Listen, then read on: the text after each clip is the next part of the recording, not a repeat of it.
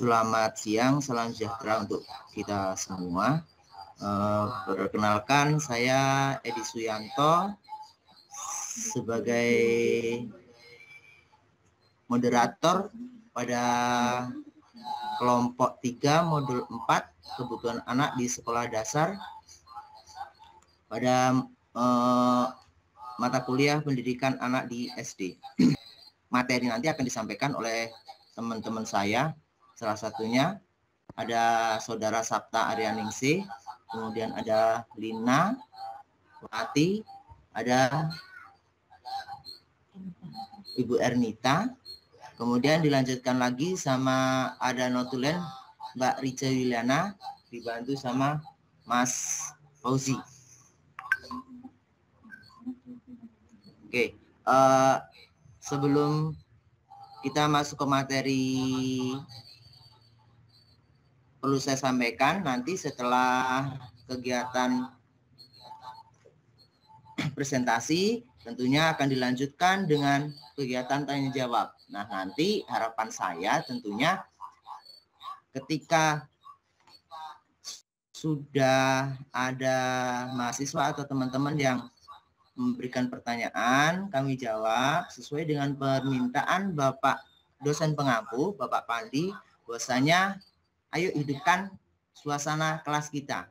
Nah, tentunya jadi pertanyaan itu nanti apabila kami sudah jawab, dan kemungkinan Bapak Ibu, teman-teman mahasiswa sekalian yang sudah berpengalaman, apabila ingin berbagi pengalaman, kami persilahkan dengan senang hati. Ya, Bapak Ibu semuanya ya. Punyamu jangan di speaker. Bisa dengar suara saya Bapak Ibu semuanya? Bisa, Pak. Oke, untuk pemateri pertama, saya persilahkan kepada Mas Fauzi, silakan. Ya Pak, terima kasih Bapak Edi atas waktunya. Ya, saya akan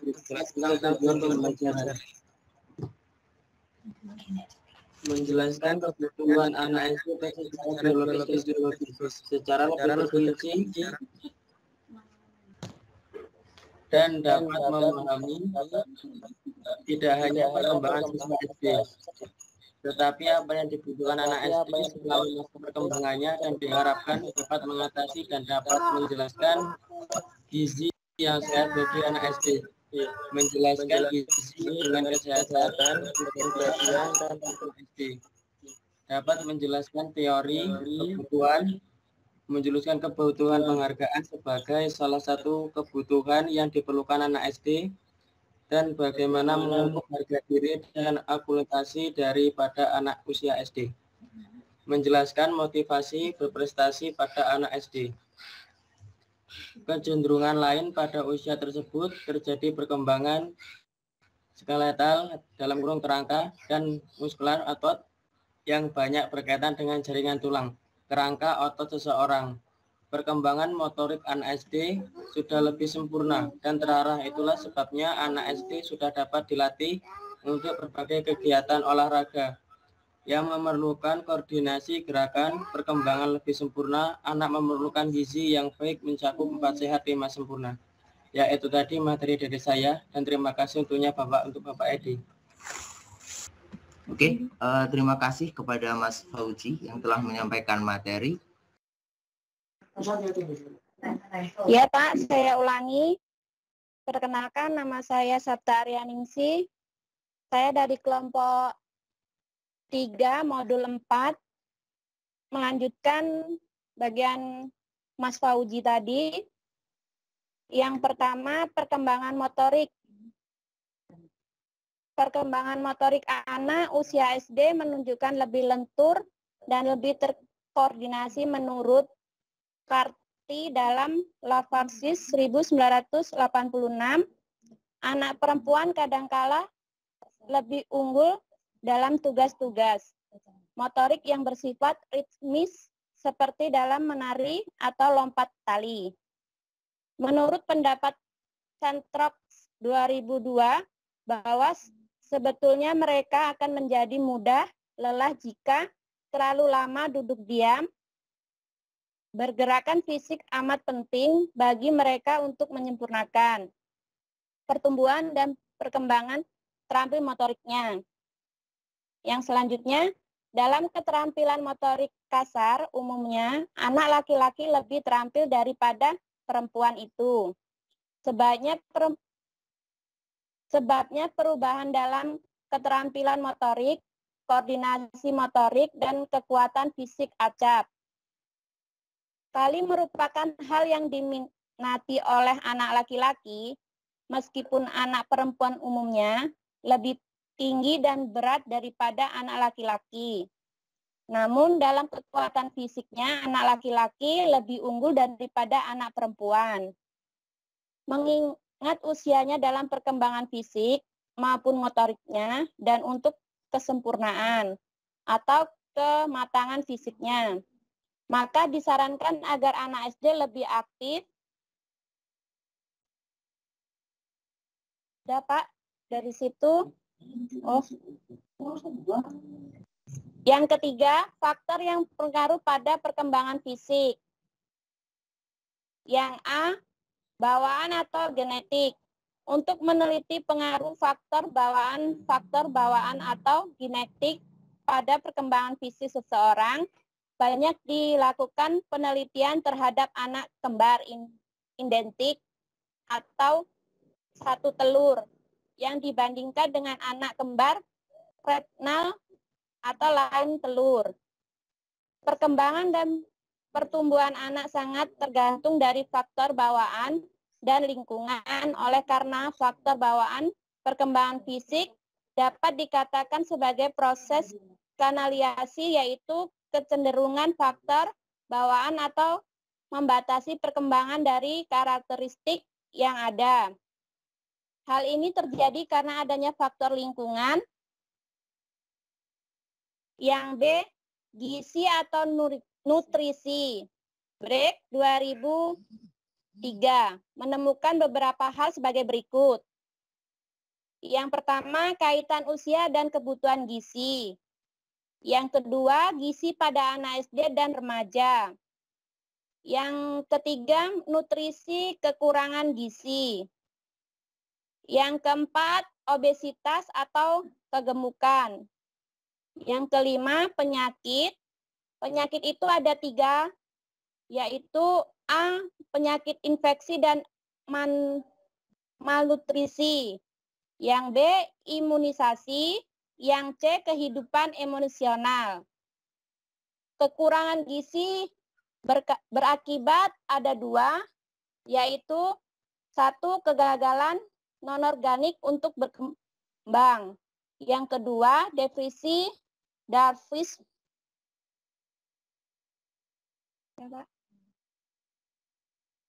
Yang KB2-nya, kesehatan dan prestasi belajar. Itu akan dilanjutkan oleh Mbak Linawati, kami persilakan. Ya, Oke. Baik, untuk Ibu Sabta Apriani, terima kasih atas materinya. Sebelum kita lanjut ke KB2, apakah ini mau dibuka untuk sesi tanya jawab dulu atau mau dilanjut ke kegiatan belajar berikutnya, Bapak Ibu semuanya? Lanjut aja, Pak. Halo? Bisa didengar suara saya, Bapak Ibu? Iya, Pak, lanjut. Ya, Kira-kira ini mau dilanjut ke kegiatan belajar 2 atau mau ada sesi tanya jawab dulu Bapak Ibu semuanya? Lanjut aja dulu, Pak. Lanjut aja, Pak. Lanjut ya. Oke, untuk kegiatan belajar 2 yang berisikan tentang kesehatan dan prestasi belajar, kami persilahkan kepada Ibu Linawati. Silahkan. Maaf, saya ulangi Bapak Ibu. Saya akan melanjutkan presentasi dari kelompok 3, modul 4, yaitu tentang kesehatan dan prestasi belajar. Yaitu diantaranya ada hubungan gizi dengan kesehatan. Kesehatan dan gizi atau nutrisi yang baik. Saya lanjutkan tentang kesehatan dan prestasi belajar, yaitu hubungan gizi dengan kesehatan. Kesehatan dan gizi atau nutrisi yang baik cenderung lebih banyak dialami anak yang sehat dan cukup mendapatkan makanan bergizi daripada yang tidak. Anak yang diimunisasi sejak tahun-tahun awal akan tumbuh lebih cepat dibandingkan dengan anak yang tidak diimunisasi. Anak menjadi sehat karena penanaman orang tua akan pentingnya hidup sehat. Menurut pendapat Harlock, tahun 1986 mengemukakan anak semacam ini tidak hanya sadar akan kesehatan, tetapi juga menyadari kesempatan yang diberikan orang tua untuk memperhatikan kesehatan mereka.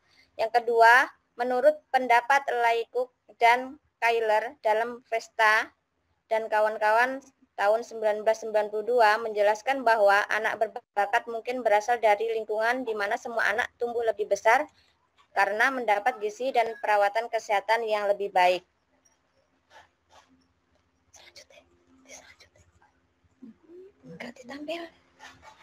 Yang B, hubungan gizi dengan kepribadian emosionalitas, yaitu diantaranya ada kekurangan gizi dapat berakibat anak menjadi rewel atau mudah marah, kegagalan non-organik, dan deprivasi dwarfisme dengan menghasilkan masalah emosionalitas yang serius pada anak. Yang kedua, kelebihan makan pun dapat memberikan efek psikologis yang negatif pada anak jika hal ini tertangani akan mempengaruhi perkembangan kepribadiannya. Yang kedua, yang ketiga, C, hubungan gizi dan kecerdasan. Sebagaimana diketahui, setiap anak berbeda dalam kemampuan intelektualnya. Faktor lingkungan yang berpengaruh besar dalam perkembangan intelektual anak adalah nutrisi atau gizi dan rangsangan. Keduanya memang peranan selama masa bayi dan masa kanak-kanak awal. Di sini ada contoh kesehatan anak yang menunjang prestasi belajar, yaitu kebutuhan gizi dan nutrisi anak sekolah dasar yang cukup mempengaruhi kesehatan dan prestasi dan belajar sendiri ataupun berkelompok.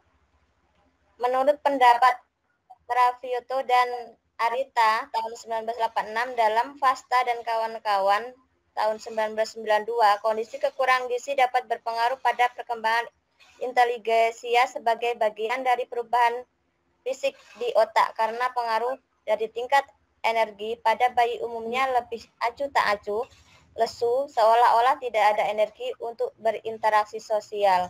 Kemudian menurut pendapat Debbie Kur tahun 1970 dalam Strongman dan kawan-kawan 1983, kekurangan protein yang cukup parah dapat menghasilkan berbagai penyakit dan hambatan seperti retardasi mental, sementara kekurangan protein atau diet yang tidak tepat dapat menunjukkan tanda-tanda yang nyata secara fisik dan mental. Itu sudah sampai ke topik itu. Oke, terima kasih kepada Ibu Lina.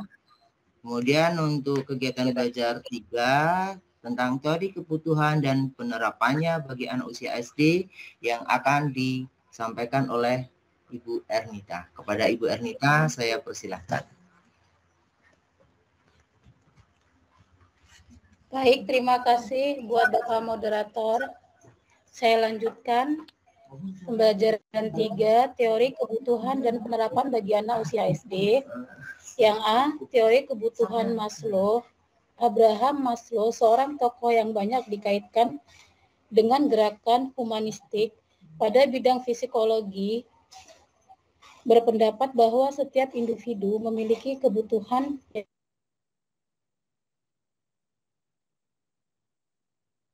yang pertama kebutuhan jasmania, yang kedua kebutuhan rasa aman, yang ketiga kebutuhan saling memiliki dan mencintai, dan yang keempat kebutuhan untuk dihargai, Terakhir, kebutuhan aktualisasi diri.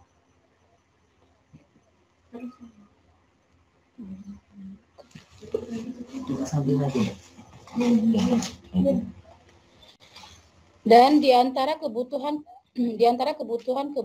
tersebut, kebutuhan aktualisasi diri merupakan kebutuhan yang terpenting untuk memahami perkembangan anak dan perkembangan kepribadian seseorang. Aktualisasi diri sebagai proses dapat mengarahkan suatu pertumbuhan atau perkembangan anak.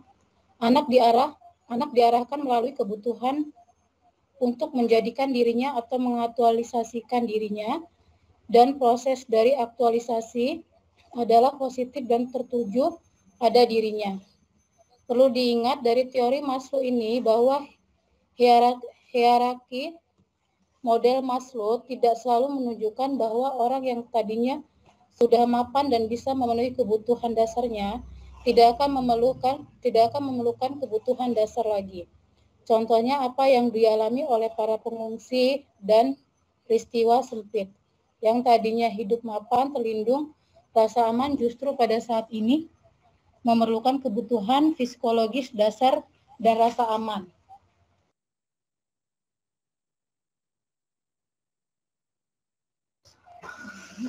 Selanjutnya, teori kebutuhan dan penerapan bagi anak usia SD yang B, motivasi insentif. Motivasi merupakan suatu kecenderungan di dalam diri seseorang untuk bertindak mencapai suatu tujuan konkret guna memuaskan kebutuhannya. Hull dalam Fitrin dan Kuhn 2008 menyebutkan bahwa kebutuhan terjadi jika potensi kelangsungan hidup seseorang terancam. Teori Hull menyebutkan bahwa faktor penguat reinforcement dapat memperkuat kebiasaan dan potensi reaksi yang efektif, dan besarnya penguat merupakan suatu yang penting dalam belajar. Marsh 1990 dalam BREP 2003 menjelaskan harga diri akademik misalnya menunjukkan bagaimana kinerja anak dalam berbagai mata pelajaran, misalnya matematika, bahasa. Harga diri sosial menunjukkan bagaimana hubungan dalam kelompok sebaya dan dalam keluarga.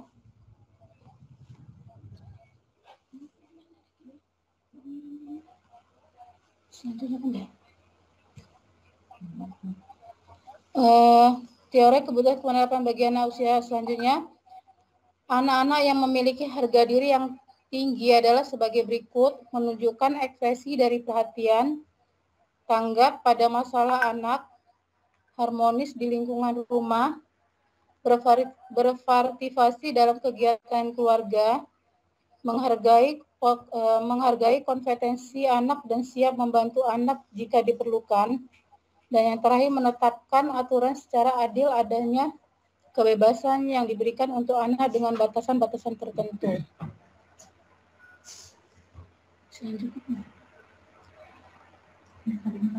Dan selanjutnya akan diteruskan oleh teman kami, Rice Juliana.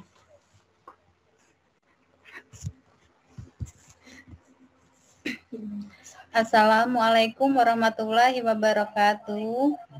Waalaikumsalam warahmatullahi wabarakatuh. Warahmatullahi wabarakatuh. Perkenalkan, nama saya Rice Juliana.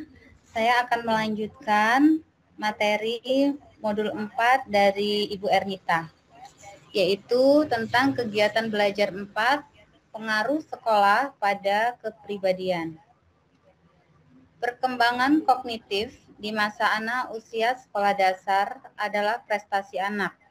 Dalam kegiatan belajar ini akan disajikan suatu bahan yang berkaitan dengan hasrat atau motivasi untuk berprestasi pada anak usia sekolah. Hal ini perlu karena di era globalisasi seperti sekarang ini, persaingan sangat dimungkinkan. perlu diciptakan suatu lingkungan sekolah yang dapat mendorong anak didiknya untuk berprestasi, sehingga dapat dan siap bersaing dengan siapa saja.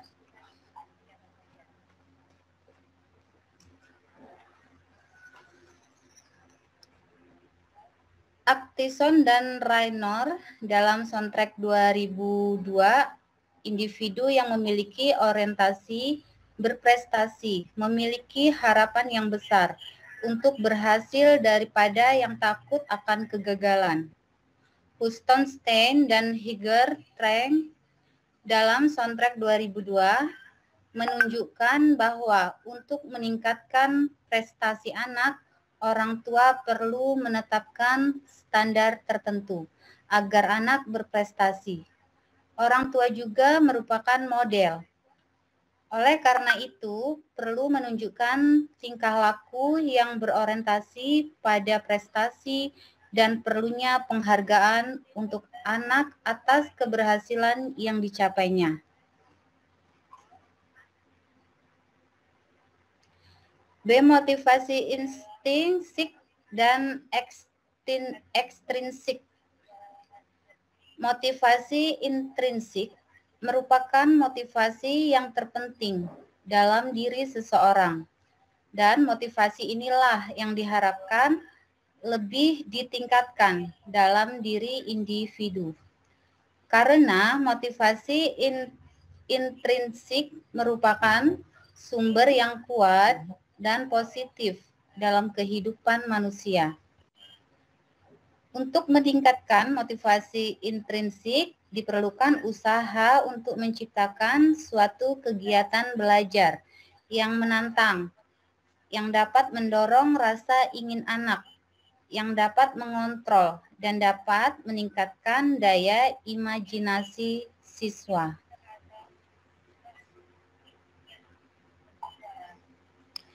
C. Orientasi masteri dan orientasi helpers. Orientasi masteri berperan dalam diri seseorang. Henderson dan Dweck tahun 1990 yang merupakan ahli psikologi perkembangan menemukan bahwa pada anak-anak dan remaja ditemukan dua reaksi yang berbeda dalam menghadapi suatu tantangan. Orientasi helpers tidak berdaya menunjukkan anak yang terjebak dalam pengalaman yang menyulitkan, maka mereka menghubungkan kesulitannya dengan tidak kemampuannya. Jika anak ini dihadapkan pada soal mengatakan, saya tidak mampu melakukan ini, walaupun ia sebenarnya pernah menunjukkan suatu ketika ia memandang perilakunya sebagai suatu kegagalan, anak akan merasa cemas mengenai situasi dan kinerjanya. Sementara itu, orientasi masteri atau menguasai sesuatu menunjukkan anak yang berorientasi pada tugas anak mementingkan kemampuannya. Anak juga memusatkan perhatiannya pada strategi belajar.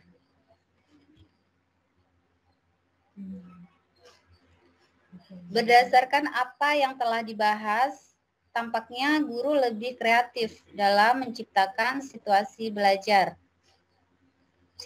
belajar mengajarnya, agar siswa terpacu dan termotivasi untuk berhasil. Dengan demikian, dari apa yang dikemukakan pada bagian terakhir dari modul 4 ini diharapkan telah memperoleh gambaran yang lebih jelas mengenai kebutuhan siswa atau anak sekolah dasar dan bagaimana meningkatkan motivasi, khususnya motivasi intrinsiknya kelak.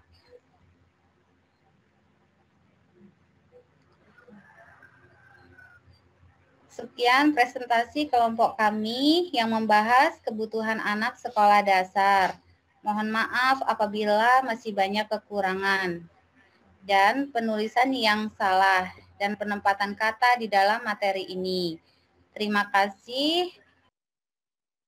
Baik, terima kasih. Mohon maaf ini punya saya keluar, entah jaringan atau apa, ini pakai punya Mas Fauzi ya. Yang penting Bapak, Ibu, dan teman-teman sekalian bisa mendengarkan suara saya. Oke, sesi berikutnya, tanya jawab, kami buka untuk penanya pertama. Pada Bapak Ibu yang mau mengajukan pertanyaan, kami persilahkan.